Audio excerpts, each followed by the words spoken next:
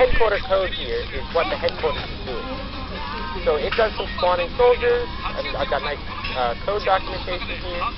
It moves the rally point from time to time, which is to say that at rounds greater than 500, it just sets the rally point to the enemy headquarter location. And it messages allies about where to go. So first it gets the channel from my function called getChannel. And when I do that, I say that if I'm team B, I'm going to have this multiplier. If I'm team A, I'm going to have this multiplier. So that when I calculate the channel, I do the clock round number times the multiplier modulo the game constant broadcast max channel. So that means that the channel that I'm broadcasting on is continually rotating, but because it's just based on my team and the clock round number, that means that every robot can still read off that channel, still knows where to look for that channel. And rotating frequencies is actually a common practice in modern military communications. After all, it might not have occurred to you that in the modern military, they don't just like, flip open their cell phones and then say, hey, General Saxony, do you want to sort of attack tonight?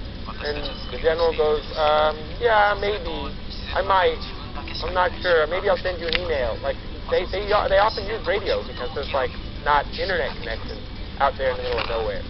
So, and they have these rotating radio frequencies. So yeah, that's a good thing that you'll have. So once you've got the channels, you need to have a message. So here I've written a message builder that converts a map location to an integer. So you can see that function here.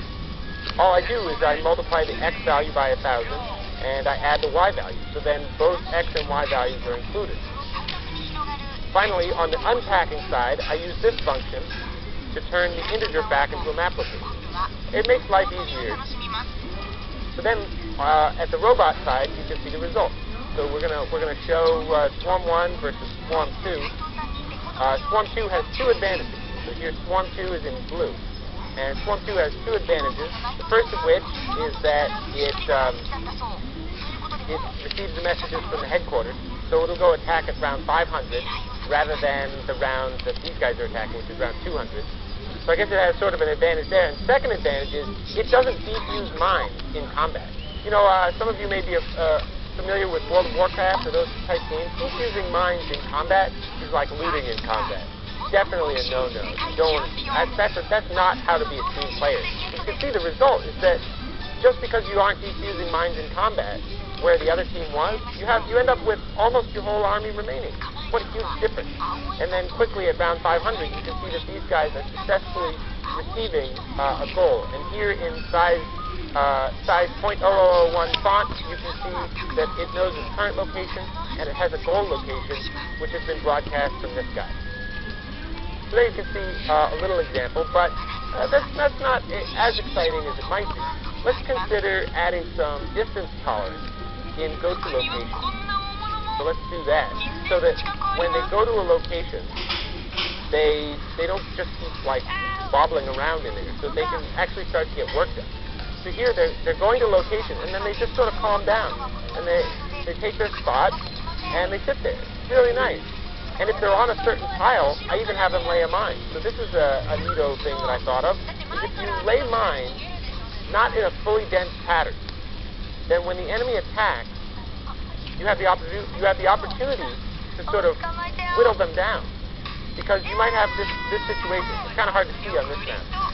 I might take a screenshot and then work on it. So let's say that we've got these mines here and that we intend to use them in a really clever way.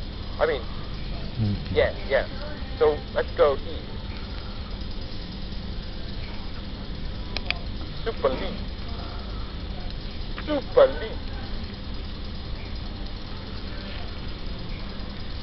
So maybe the enemy is coming this way. Now, if they come here, they can either start to defuse the mine, and they'll be just waiting on that corner, or they can infiltrate inside, because it doesn't really present a giant obstacle to them. And once they're in here, I'm going to have a big advantage, because I can confront them with a lot more area. I think because they're also sparsely laid out. So I think this will work really well.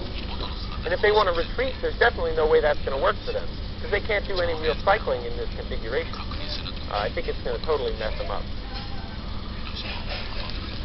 So here in this one, I've got these guys who are cleverly not. They're not going to defuse mines in combat, and they'll even sort of back up and fight over the mines. So here they're backing up to the mines, and they're making sure they're trying to bring the fight, back to home. Let's show it with Swarm 1 versus Swarm 3. Then they won't both have that part. Oh wait, that was pretty one-sided. Right. So this is something that happens. So here the enemy is going to show up, and I'm going to retreat off the minefield, and so then they're sort of busy. And then I come back, and then I retreat a little bit more, and they sort of start defusing, and they think that's a good idea, and then I sort of go this back and forth type motion, and that kind of thing can help to string out the enemies in a line, give me a little advantage. But even still, it's not looking that much like swarming. Now, I want to make the point that a lot of these maps are absolutely filled with these neutral mines, especially to begin with. In this map, there's so many neutral mines to get through. If you're really intelligent, you can take this path. And I'll show an example later of how you could write a player that really efficiently taps into space for a whole mess of troops. So here I'm retreating past my little minefield, and then I'm sort of bopping on forward again, and he's sort of poking the dragon here. He's making me irritated, and so then I'm just gonna go kill him. But the killing him was less effective than it might have been, because a lot of my guys got stuck back there, and they didn't know what to do, because I told them, please don't defuse mines in combat. And it was like combat, because they were going to attack the enemy headquarters. But nevertheless, these guys got stuck, so what am I going to do? Well, here's an alternative, where you could say, each guy has a certain amount of patience, and if he's stuck in one spot, then he's going to go ahead and defuse those mines in combat. So here, once again, this pulling back and going forward strategy is very effective against an equally sized enemy. These minefields are a wonderful defensive advantage you should definitely use. So then here, when these guys get annoyed, they can start digging through, and eventually they'll make it through to the other side, which will be pretty useful in that case. Let's do another example versus basic player. I think this example demonstrates that tunneling effect a little bit better. Now, basic player is building all kinds of useful things like suppliers and generators, and that's going to make him especially powerful. So it's going to be that's a really good example. Let's move on, and I'm gonna try to beat Swarm 4. So Swarm 4 was like, well, maybe I'll continue beating Swarm 1. What I'm gonna do is I'm gonna use Guided Swarm. It's a new player that I made. So this Guided Swarm is really neat. This is a lot more like Bird, and the Guided Swarm's goal is to be a little bit more puffy. So that's him up there. Look at him. He's like all cloud-like. And he's keeping it real. What a guy. So you can see here that the Guided Swarm's kind of okay, but he's so spread out that he doesn't do well in combat. What can we do to make this Guided Swarm better? What can we do? I think one thing that this works really well is to put him on a map that's better for him. So I'm gonna put him on this one. Now he's a bit farther away from the enemy, and my hope is that he'll have time to produce enough units that he'll start laying a big minefield. Yes, I think that'll help him out significantly. Oh, come on, please lay that minefield. Please lay that minefield. Oh, he didn't have time to lay the minefield. I think what I'll do is I'll tell him to build the minefield just a little bit earlier. I'm gonna make this.